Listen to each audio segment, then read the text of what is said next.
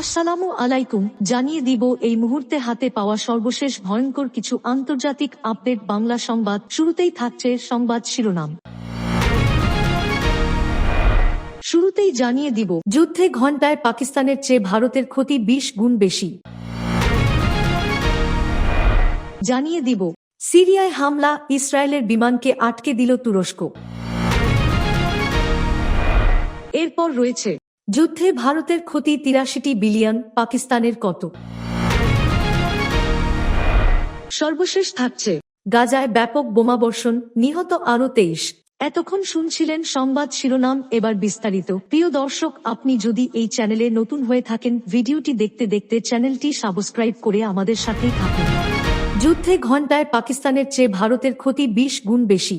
ভারত ও পাকিস্তানের মধ্যে সাম্প্রতিক উত্তেজনা ভয়াবহ এবং বহুমাত্রিক এক সংঘর্ষে রূপ নেয়। মাত্র 87 ঘণ্টার এই যুদ্ধে দুই দেশই বিপুল সামরিক, কৌশলগত এবং মানবিক ক্ষয়ক্ষতির মুখে পড়েছে। ভারত 7 মে রাত 1:05 আকস্মিকভাবে পাকিস্তানে হামলা শুরু করে, যার কোডনেম ছিল অপারেশন সিঁদুর। নয়াদিল্লির দাবি, ভারত নিয়ন্ত্রিত কাশ্মীরের পেহেলগামে সন্ত্রাসী হামলার প্রতিশোধ নিতেই তারা এই হামলা চালিয়েছে। পাকিস্তানের মূল ভূখণ্ড ও আজাদ কাশ্মীরে চালানো এই অভিযানে অংশ নেয় অত্যাধুনিক রাফায়েল যুদ্ধবিমান, যেগুলো থেকে ছোড়া হয় স্টর্ম শ্যাডো মিসাইল এবং হ্যামার বোমা। ভারতের লক্ষ্য ছিল পাকিস্তানের অভ্যন্তরের 9টি সামরিক সমর্থিত বেসামরিক অবকাঠামো, যার মধ্যে ছিল সন্দেহজনক ঘাঁটি, যোগাযোগ কেন্দ্র এবং সরবরাহ চেইনের অংশ। একই সঙ্গে ভারত ড্রোন হামলা ও নজরদারির মাধ্যমে পাকিস্তানের আকাশ প্রতিরক্ষা ব্যবস্থার প্রতিক্রিয়া যাচাই করার চেষ্টা করে। ভারতের হামলার জবাবে পাকিস্তান খুব দ্রুত প্রতিরোধ গড়ে তোলে, আকাশপথে জেডসি যুদ্ধবিমান মোতায়েন করে এবং কোরাল ইলেকট্রনিক জ্যামিং সিস্টেম ব্যবহার করে ভারতের বিমান ও ড্রোনকে বাধা দেয়। পাকিস্তানের দাবি অনুযায়ী তারা 3টি রাফায়েল যুদ্ধবিমান ভূপাতিত করে এবং 12টি ভারতীয় ড্রোন ধ্বংস করে ইলেকট্রনিক ও ক্ষেপণাস্ত্র প্রতিরক্ষা ব্যবস্থার সাহায্যে। পাকিস্তানি সংবাদ মাধ্যম দ্য নিউজ ইন্টারন্যাশনালের খবরে বলা হয়, যদিও সংঘর্ষ ছিল স্বল্পমেয়াদী, তবে এর অর্থনৈতিক অভিঘাত ছিল গভীর ও ব্যাপক। কারণ এই যুদ্ধ শুধু আকাশে হয়নি, সবচেয়ে বড় ধাক্কা এসেছে অর্থনৈতিক ক্ষেত্রে। মাত্র 87 ঘণ্টা 25 মিনিটের এই সংঘাতে ভারতের অর্থনৈতিক ক্ষয়ক্ষতির পরিমাণ দাঁড়ায় প্রায় 83 বিলিয়ন ডলার, যা পাকিস্তানের তুলনায় 20 গুণেরও বেশি। প্রতিবেদন মতে, উত্তর ভারতের আকাশসীমা বন্ধ থাকায় প্রতিদিন $8 মিলিয়ন ক্ষতি হয়েছে বিমান চলাচলে। আইপিএল বন্ধ হওয়ায় আর্থিক ক্ষতি হয় $50 মিলিয়ন। সামরিক ব্যয় যোগ হয় আরও $100 মিলিয়ন এবং যুদ্ধবিমান হারিয়ে ক্ষতি হয় $400 মিলিয়ন। লজিস্টিক ও বাণিজ্য খাতে ক্ষতির পরিমাণ ছাড়িয়েছে $2 বিলিয়ন। সিরিয়ায় হামলা, ইসরায়েলের বিমানকে আটকে দিল তুরস্ক। সিরিয়ার আকাশসীমায় অনুপ্রবেশ করা ইসরায়েলি যুদ্ধবিমানকে আটকে দিয়েছে তুরস্ক। ইলেকট্রনিক ওয়ারফেয়ার প্রযুক্তির মাধ্যমে যুদ্ধবিমানকে মোকাবিলা করেছে দেশটি। মিডল ইস্ট মনিটর এর এক প্রতিবেদনে এ তথ্য জানানো হয়েছে। প্রতিবেদনে বলা হয়েছে, প্রতিহত করতে তুরস্কের যুদ্ধবিমান ইলেকট্রনিক হুমকি সংকেত পাঠানো এবং জ্যামিং অপারেশন পরিচালনা করেছে।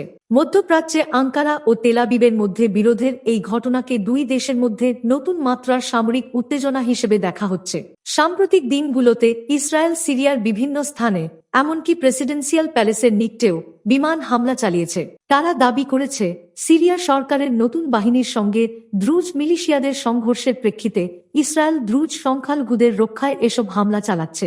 তবে ইসরায়েলি জেটগুলো তাদের অভিযানে অগ্রসর হওয়ার সময় তুর্কি যুদ্ধবিমান তাদের অডিও ও রাডার সিস্টেমে হস্তক্ষেপ করতে শুরু করে।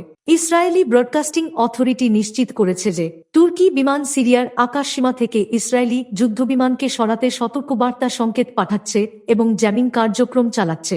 এই ঘটনা একটি বিরল তবে তাৎপর্যপূর্ণ সামরিক মেরুকরণের ইঙ্গিত দিচ্ছে, বিশেষ করে সিরিয়ার মাটি ও আকাশ নিয়ে, যেখানে ইসরায়েল ও তুরস্ক উভয়েই দীর্ঘদিন ধরে রাজনৈতিক ও কৌশলগত প্রভাব বিস্তারের চেষ্টা করছে। তুরস্কের পররাষ্ট্র মন্ত্রণালয় ইসরায়েলকে বিমান হামলা বন্ধের আহ্বান জানানোর কয়েকদিন পর এই সামরিক পদক্ষেপ নেওয়া হয়েছে। তুরস্ক জানিয়েছিল, সিরিয়ার এই সংবেদনশীল পরিস্থিতিতে ইসরায়েলকে অবশ্যই তার বিমান হামলা বন্ধ করতে হবে, কারণ এটি সিরিয়ার ঐক্য ও আঞ্চলিক অখণ্ডতার প্রচেষ্টায় বাধা সৃষ্টি করছে। তুরস্ক ও ইসরায়েল উভয় দেশই 2023 সালের ডিসেম্বরের 8 তারিখে আসাদ সরকারের পতনের পর থেকে সিরিয়ায় নিজেদের প্রভাব বিস্তারের জন্য সক্রিয় হয়ে ওঠে। যুদ্ধে ভারতের ক্ষতি ৮৩ বিলিয়ন, পাকিস্তানের কত? মাত্র ৮৭ ঘণ্টায় ভারত ও পাকিস্তানের মধ্যে সংঘটিত হয় ভয়াবহ ও বহুমাত্রিক যুদ্ধ। ৭ মে রাত ১:৫ ভারতের বিমান বাহিনী শুরু করে আকস্মিক হামলা, যার কোডনেম ছিল অপারেশন সিঁদুর। এই অভিযানে অংশ নেয় রাফায়েল যুদ্ধবিমান, যেগুলো থেকে ছোড়া হয় স্টর্ম শ্যাডো মিসাইল ও হ্যামার বোমা। ভারতের লক্ষ্য ছিল পাকিস্তানের অভ্যন্তরে ৯টি বেসামরিক এলাকা। একই সঙ্গে ভারত ড্রোন ব্যবহার করে পাকিস্তানের আকাশ প্রতিরক্ষা ব্যবস্থা যাচাইয়ের চেষ্টা করে। জবাবে পাকিস্তানও খুব দ্রুত পাল্টা প্রতিরোধ গড়ে তোলে। জেড-সি যুদ্ধবিমান ও কোরাল ইলেকট্রনিক জ্যামার ব্যবহার করে পাকিস্তান আকাশে প্রতিরক্ষা গড়ে তোলে। পাকিস্তান দাবি করে তারা ভারতের ৩টি রাফায়েল যুদ্ধবিমান গুলি করে ভূপাতিত করেছে এবং ১২টি ভারতীয় ড্রোন ধ্বংস করেছে ইলেকট্রনিক ব্যবস্থা, অ্যান্টি এয়ারক্রাফট গান এবং শর্ট রেঞ্জ ক্ষেপণাস্ত্রের মাধ্যমে। তবে এই যুদ্ধ শুধু আকাশে হয়নি। সবচেয়ে বড় ধাক্কা এসেছে অর্থনৈতিক ক্ষেত্রে। মাত্র ৮৭ ঘণ্টা ২৫ মিনিটের এই সংঘাতে ভারতের অর্থনৈতিক ক্ষয়ক্ষতির পরিমাণ দাঁড়ায় প্রায় ৮৩ বিলিয়ন ডলার। এতে সবচেয়ে বেশি ক্ষতিগ্রস্ত হয় ভারতের শেয়ার বাজার, নিফটি ও সেন্সেক্স মিলিয়ে উবে যায় প্রায় ৮২ বিলিয়ন ডলার। উত্তর ভারতের আকাশসীমা বন্ধ থাকায় প্রতিদিন ৮ মিলিয়ন ডলার ক্ষতি হয়েছে বিমান চলাচলে। আইপিএল বন্ধ হওয়ায় আর্থিক ক্ষতি হয় ৫০ মিলিয়ন ডলার। সামরিক ব্যয় যোগ হয় আরও ১০০ মিলিয়ন ডলার এবং যুদ্ধবিমান হারিয়ে ক্ষতি হয় ৪০০ মিলিয়ন ডলার। লজিস্টিক ও বাণিজ্য খাতে ক্ষতির পরিমাণ ছাড়িয়েছে ২ বিলিয়ন ডলার। অন্যদিকে পাকিস্তানের মোট ক্ষতির পরিমাণ আনুমানিক ৪ বিলিয়ন ডলার। করাচি শেয়ার বাজারে সূচক পড়ে গিয়ে ক্ষতি হয় ২.৫ billion dollar. Pakistan super league PSL বন্ধ থাকায় ক্ষতি হয় আরও ১০ মিলিয়ন ডলার। আকাশসীমা বন্ধ থাকায় ক্ষতি হয়েছে ২০ মিলিয়ন ডলার। আর সামরিক খাতে প্রতিদিন ২৫ মিলিয়ন ডলার ব্যয়ের পাশাপাশি ড্রোন ও ক্ষেপণাস্ত্র ব্যয় হয় ৩০০ মিলিয়ন ডলার। গাজায় ব্যাপক বোমাবর্ষণ, নিহত আরও ২৩। ফিলিস্তিনের গাজা উপত্যকায় ইসরায়েলি হামলায় কমপক্ষে ২৩ জন নিহত হয়েছেন। এদের মধ্যে বেশ কয়েকজন শিশু রয়েছে। গাজার স্বাস্থ্য মন্ত্রণালয়ের বরাতে আল জাজিরার প্রতিবেদনে এ তথ্য জানানো হয়। উপত্যকায় মাসব্যাপী অবরোধের মধ্যে ইসরায়েল হামলা তীব্র করেছে। ফলে যুদ্ধবিধ্বস্ত এই উপকূলীয় এলাকায় মানবিক সংকট আরও ভয়ানক পরিস্থিতির দিকে যাচ্ছে। গাজার স্বাস্থ্য মন্ত্রণালয় জানায়, গত ২৪ ঘণ্টায় গাজা উপত্যকায় ইসরায়েলি হামলায় কমপক্ষে ২৩ জন ফিলিস্তিনি নিহত এবং ১২৪ জন আহত হয়েছেন।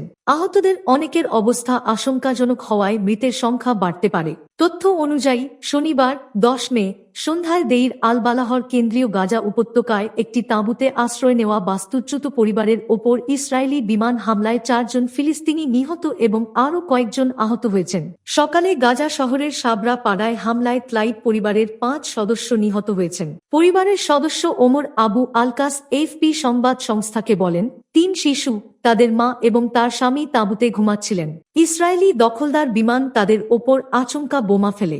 শিশুদের নানা বলে পরিচয় দেওয়া আবু আলকাস বলেন, কোনো সতর্কতা ছাড়াই এ হামলা হয়েছে। নিহতরা কোনো অপরাধ না করেই প্রাণ হারালেন।